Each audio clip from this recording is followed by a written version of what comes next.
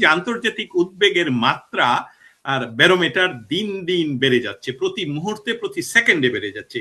এটি একটি নৈতিক সতর্ক সংকেত আমি মনে করি, এবং এটি বাংলাদেশের প্রশাসন এবং রাজনৈতিক বাস্তবতার প্রতিবিম্ব। কারণ বাংলাদেশের প্রশাসন বাংলাদেশে কোন অবস্থান, আমি বলছি কোন সেক্টরই তারা এমন কোন পারদর্শিতা গত 16 মাসে পশ্চিমা বিশ্বকে বা পৃথিবীর কোন অংশকেই দেখাতে পারেনি যে তারা গণতান্ত্রিক কোনো পন্থা অবলম্বন করছে, তারা নৈতিক কোনো পন্থা অবলম্বন করছে।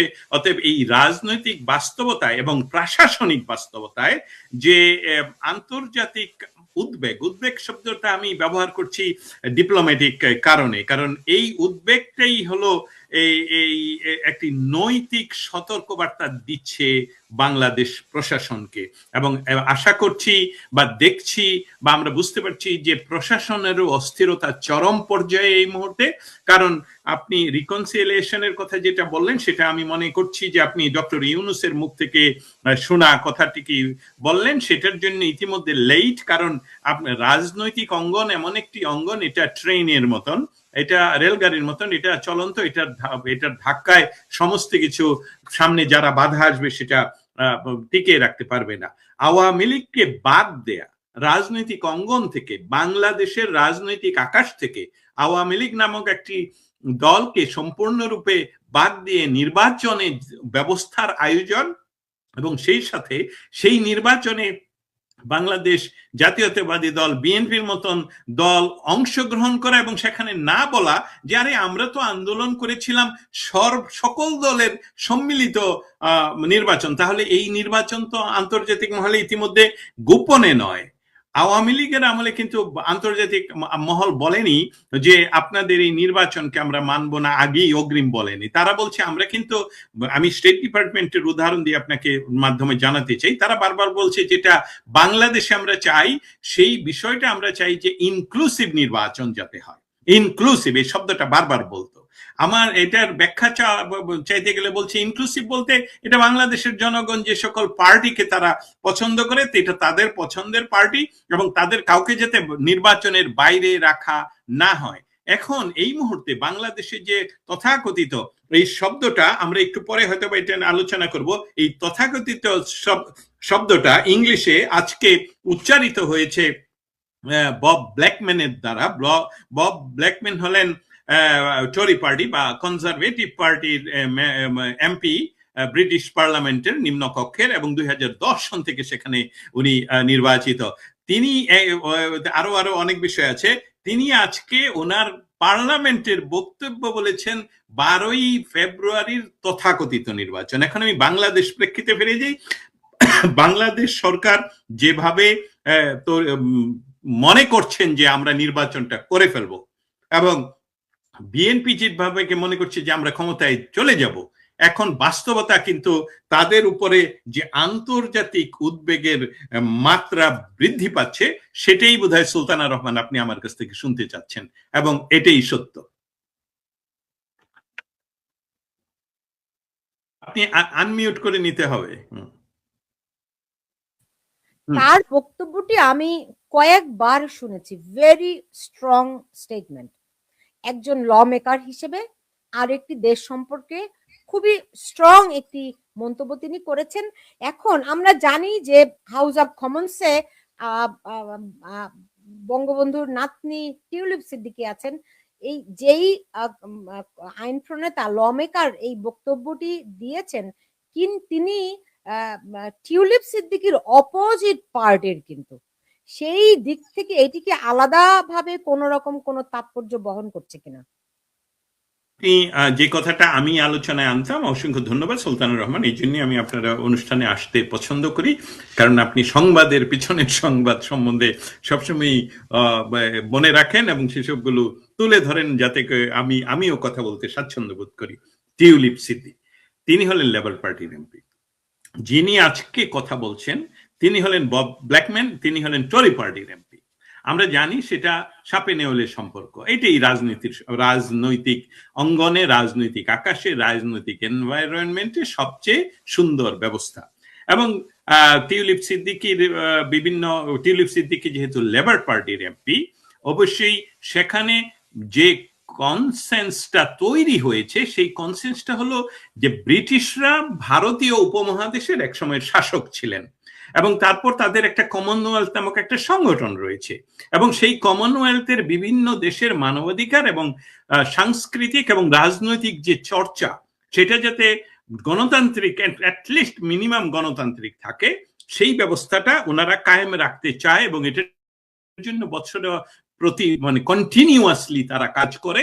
এবং বাংলাদেশ, ইন্ডিয়া, পাকিস্তান, অস্ট্রেলিয়া, আজকে একজন অস্ট্রেলিয়ান লোক আমাকে পার্সোনালি ফোন করে শুরু করলো লর্ড মাউন্টব্যাটেন কেন ইন্ডিয়া ভাগ করে আজকে বাংলাদেশের পরিণতি বা বাংলাদেশ এই লর্ড মাউন্টব্যাটেন এটা দায়ী কিনা, এরকম একটা প্রশ্ন আমাকে অস্ট্রেলিয়ার নাগরিক প্রশ্ন করেছে। সো বাংলাদেশ আন্তর্জাতিক এরিনায় আইসোলেটেড কোনো কান্ট্রি নয়, এটা আমাদের এই বাস্তবতা ডক্টর ইউনূস মনে করেছে যে উনি যেহেতু আন্তর্জাতিক প্লেয়ার হিসেবে নিজেকে দাবি করেন, আসলে উনি আন্তর্জাতিক ভিক্ষুক। উনি জীবনে যা করেছেন সেটা করেছেন, ভিক্ষা করেছেন। উনি বিভিন্ন দেশে ওনার বিভিন্ন প্রজেক্ট, যেটা বাংলাদেশের সরকার সমস্ত সরকারকে উনি বুঝাতে পেরেছেন যে উনি একটা কাজ করছেন যেই কাজে বাংলাদেশের গরিবের লাভ হবে। আমি জানি না, এমনকি শেখ হাসিনার সরকার পর্যন্ত সর্বোচ্চ সুবিধা এই ডক্টর ইউনূসকে দিয়েছেন। অতএব ব্ল্যাকম্যান এবং টিউলিপের কথায় ফিরে যে সৌন্দর্যটা আজকে দেখা গেল সেটা হলো যে বাংলাদেশে উনি যে কথাগুলো বলছেন সেটা নিয়ে হয়তো আমরা সুযোগ পেলে সম্পূর্ণটা তুলে ধরবো, কিন্তু উনি কথাগুলো বলেছেন যে আমাদের একটা দায়িত্ব রয়েছে বাংলাদেশের জনগণের এবং বাংলাদেশের মানুষের অধিকার প্রতিষ্ঠা রাখার। আমরা দেখছি সেখানে একটা তথাকথিত নির্বাচন হচ্ছে। এই কথাগুলো আমাদের শ্রোতামণ্ডলীর জন্য একদম লাইন টু লাইন আমি বলতে চাই। তারপর উনি বলেছেন একটি দল আওয়ামী লীগকে কার্যত নিষিদ্ধ রেখে, যার পপুলার ভোটের সংখ্যা অ্যাটলিস্ট 33%, এই শব্দটা উনি উচ্চারণ করেছেন। আমি যদি ভুলে 30-কে 33 বলে থাকি, আপনারা যারা শুনছেন সেটা ঠিক করবেন, কিন্তু উনি এটা বলেছেন। তার এইরকম একটা দলকে বাইরে রেখে নির্বাচনের আয়োজনকে উনি তথাকথিত বলেছেন এবং উনি দাবি জানিয়েছেন যাতে ফরেন সেক্রেটারি, তাদের ফরেন সেক্রেটারি যেন এই ব্যাপারে বিবৃতি দেয়। আই রিপিট, এই ব্যাপারে যাতে তারা বিবৃতি দেয়। আপনারা যারা আমাকে শুনছেন, এখন সরাসরি সুলতানা রহমানের বিভিন্ন ওয়েবসাইটে আপনারা পাবেন এই ভিডিওটা, ইংলিশে, বাংলা তর্জমা সহ, বাংলা ভাষায় ব্যাখ্যা সহ, এবং আমার ফেসবুক সমস্ত জায়গায় পাবেন। আমি 10 বার ইতিমধ্যে এটা বিভিন্ন অ্যাঙ্গেল থেকে অ্যাপ্লাই করেছি, মানে ট্রান্সলেট করেছি। এখন আসুন যে টিউলিপ সিদ্দিকীর বিপরীতে আমরা বাংলাদেশের নাগরিকেরা এক হলো আমাদের জাতির পিতাকে অসম্মান করি।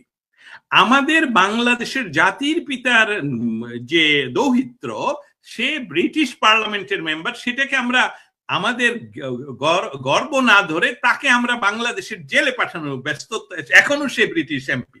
চিন্তা করে দেখুন, ব্রিটেনের সাথে আমাদের সম্পর্কটা যদি ডিপ্লোম্যাটিক পর্যায়ে তা হতো, ব্রিটিশ পার্লামেন্টের এমপির বিরুদ্ধে গ্রেফতারি পরোয়ানা এবং তাকে জেল দেয়ার আগে তো ডিপ্লোম্যাটিক কোর্টে খেলাটা খেলা উচিত ছিল, তাই না? এইটা হলো, আমি মনে করি যে ব্রিটিশ রাজনৈতিক যে কালচার, তারা তো একত্রিত ভাবে ব্রিটিশ বিষয়টা সবার আগে দেখে যে আমরা ব্রিটিশ, আমাদের স্বার্থটা। যেমন British private company, east India company India দখল করে, কলকাতা দখল করে, কিন্তু তারা তাদের নিজেদের নামে ডক্টর ইউনূসের মতন লেখে নেয়নি। তারা বলছে যে এটা আমাদের রানীর, আমাদের দেশের, আমাদের ব্রিটেনের।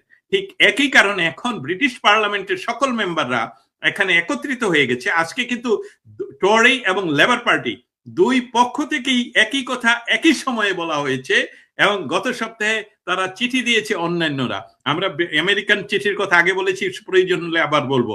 অতএব ব্রিটিশ পার্লামেন্ট যখন খেপিয়ে তুলল ডক্টর ইউনূস, পরিণতি খুব এই যে ভার, এই ভার রক্ষা করার, বহন করার স্প্রিং ডক্টর ইউনূসের নেই। এবং আমি মনে করছি দীর্ঘ সময় 17 বছর স্বেচ্ছা নির্বাচনে ব্রিটেনে তথা লন্ডনে, যেখানে ডেমোক্রেসির সূতিকাগার, যেখানে ম্যাগনা কার্টার জন্ম, সেখানে থেকে অন্তত পক্ষে বাংলাদেশের রাজনৈতিক নেতৃত্ব দেওয়ার যোগ্যতা হয়তোবা তারেক জিয়া বহন করে এনেছেন। কিন্তু দেখুন, আমি আজকে দুঃখের সঙ্গে বলতে হয় যে তারেক জিয়া যেদিন আসলেন রাষ্ট্রীয় এই প্রোটোকল 5 স্তর বিশিষ্ট দেওয়ার পর এখন উনি চুপসে গেছেন, ওনার কোনো বাস্তব ব্যক্তিত্ব নাই, উনি যে দেশে আছেন সেসব কিছু দেখা যাচ্ছে না। অতএব আমি এর মাধ্যমে বলতে চাই যে নির্বাচনের জোর করে যে ব্যবস্থাটা ডক্টর ইউনূস করতে যাচ্ছেন সেটাকে বিএনপি সহযোগিতা করায় বিএনপি ও রাজনৈতিক বাস্তবতা থেকে ছিটকে পড়বেন এবং বাংলাদেশের মানুষ এমন একটা রিভোল্ট পজিশনে হয়তোবা যেতে হতে পারে যে তারা পুরা বাংলাদেশই দখল করবে, ঢাকা এসে পুরা বাংলাদেশ থেকে তারা দখল করে নেবে, এরকম সম্ভাবনা আমি দেখতে পাচ্ছি। আপনাকে মিউট করে কথা আনমিউট করে কথা বলুন। জি, ধরেন আমি যদি রাজনীতিবিদ হতাম এবং আমি যদি তারেক রহমানের জায়গায় থাকতাম, তাহলে আমি একটা বিরাট অপরচুনিটি নিতাম। কি অপরচুনিটি? যেটি জিয়াউর রহমান করেছিলেন। তিনি সব দলের জন্য রাজনীতি উন্মুক্ত করে দিয়ে আজকে অন্তত বলতে পারেন যে বিএনপি হচ্ছে বহুদলীয় রাজনীতির প্রবক্তা, রাইট? এবং বলতে পারে যে আওয়ামী লীগকে বাংলাদেশের রাজনীতি করার সুযোগ আমরাই খুলে দিয়েছি, রাইট? আজকে তো মানে বিএনপি তো এরকমই দাবি করে যে ৭৫-এর পরে জিয়াউর রহমান এসে সব দলের জন্য রাজনীতি করার সুযোগ করে দিল। আমি কি কিছু বলবো এখানে?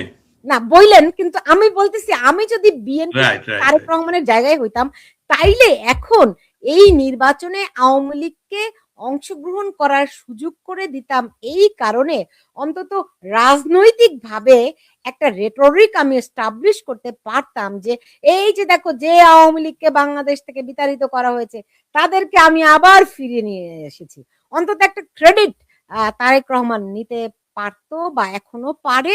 সেই সুযোগটি কেন নিবে না বা নিচ্ছে না আই ডোন্ট নো। কিন্তু ধরেন আওয়ামী লীগ যে বাংলাদেশের রাজনীতিতে একটা বিরাট ফ্যাক্টর, শুধু বিরাট ফ্যাক্টর নয়, এই মুহূর্তে তারা বাংলাদেশের ভর কেন্দ্রের প্রধানতম নিয়ামক এবং তারা রাজনীতির মাঠে না থেকেও সবার আলোচনায় আওয়ামী লীগ। এটি একটা একটা একটা বলবো যে দলটি যে কতখানি শক্তিশালী দল, সেই তার অনুপস্থিতির মধ্য দিয়ে যে শূন্যতা বাংলাদেশের রাজনীতিতে তৈরি হয়েছে, সেখান থেকে এর আগেও বহুবার প্রমাণিত হয়েছে, এখন আবার নতুন করে প্রমাণিত হচ্ছে যে যত নতুন রাজনৈতিক দলই আসুক না কেন আওয়ামী লীগের কেউ বিকল্প হতে পারেনি। যাই হোক, এত লেকচার আমি আপনাকে দিতে চাই না, কিন্তু আপনাকে যেটি প্রশ্ন করতে চাই আমি সেটি হচ্ছে যে ধরেন ইংল্যান্ডে আমরা একটা কনসেনসাস দেখছি, এটি কেন আমেরিকাতে দেখতে পাচ্ছি না? আমি এই আলোচনাটি শুরু করার আগে বলেছিলাম যে আমেরিকানদেরকে লবিস্ট নিয়োগ করতে হয়, আইন প্রণেতাদেরকে তাদের তাদের মানে তাদেরকে কোনো বিষয় অবহিত করতে হলে একটা লবিস্ট লাগে। আওয়ামী লীগ কি কোনো লবিস্ট আদৌ দিয়েছে আপনার জানা আছে কিনা? যদি আমি দেখি না আর কি, আপনি যদি দেখে থাকেন প্লিজ একটু বলবেন। আর যদি না দিয়ে থাকে এই ১৭-১৮ মাসেও তারা কেন দিতে পারেনি?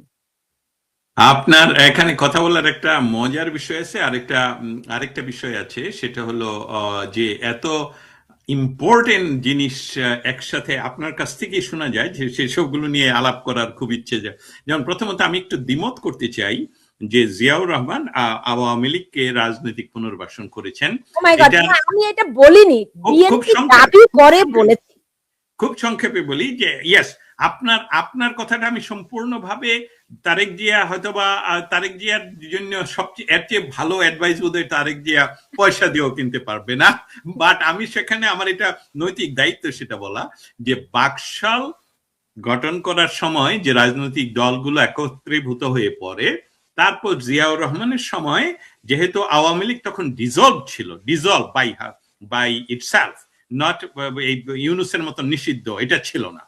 ইউনূস এসে বিষয়টা নিষিদ্ধ করেছে এবং আপনি বলছেন যে তারেক জিয়া ১৭ বছর প্রবাসে থেকে সর্বদলীয় নির্বাচনের কথা আন্দোলন উনি চালিয়ে গেছেন, তাতে করে ওনার যে ইমেজ সেটা উনি ব্যবহার করতে পারতেন এবং আপনি যদি রাজনীতিবিদ হতেন তারেক জিয়ার জায়গায় হতেন অবশ্যই এসে উনি লোফে নিতে পারতেন বিষয়টা। এবং তারা যেহেতু নিবে না মনে করছি না নেওয়াটা তাদের বিরুদ্ধে যাবে, কারণ এত দীর্ঘ সময় রাজনৈতিক আকাশে তাদের কোনো ধরনের অ্যাক্টিভিটি না থাকার কারণে তারা যদি ক্ষমতায় আসলে যেতে চায় তাদেরকে আরো সতর্কভাবে খেলতে হবে। এবং এখন যেটা বলছি আপনার প্রশ্নের উত্তরে, যে ব্রিটিশ পার্লামেন্ট, লক্ষ্য করে দেখুন বিষয়টা কি হয়।